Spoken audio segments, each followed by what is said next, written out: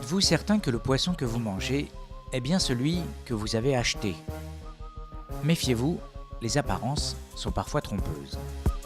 C'est vrai qu'il y a une habitude de manger des poissons en filet.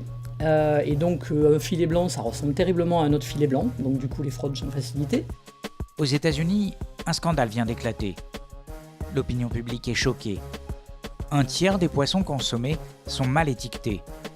Grossistes, poissonniers, restaurateurs, la fraude concerne tous les maillons de la chaîne.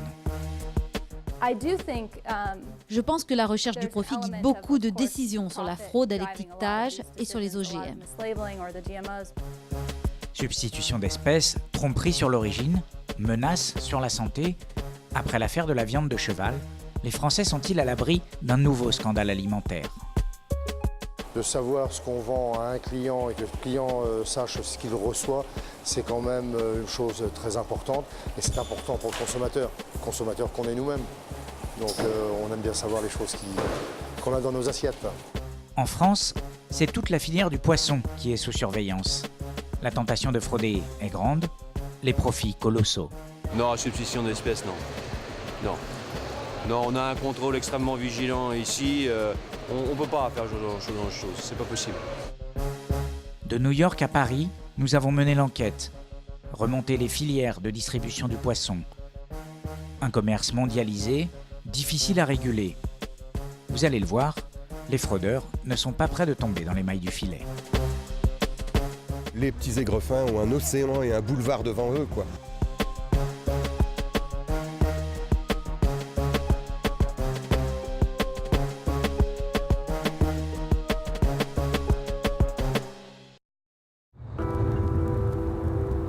Boston, sur la côte est des États-Unis, la 10e ville du pays.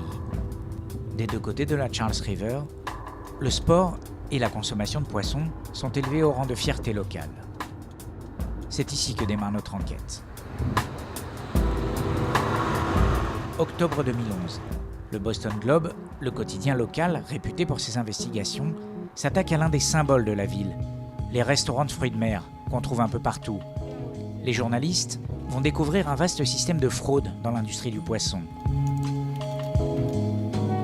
Bess Daly et Jen Abelson vont montrer, preuve à l'appui, comment des espèces très chères sont remplacées par des poissons beaucoup moins nobles.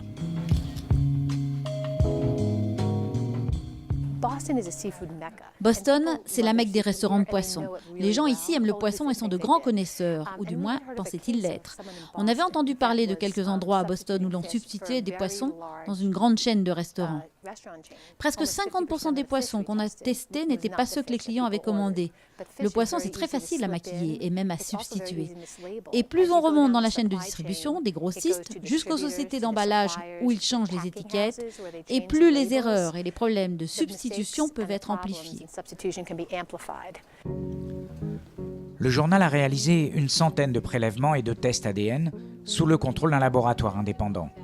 Près de 6 mois d'enquête avant de publier les noms des fraudeurs. Et ce, malgré les pressions et les menaces de procès.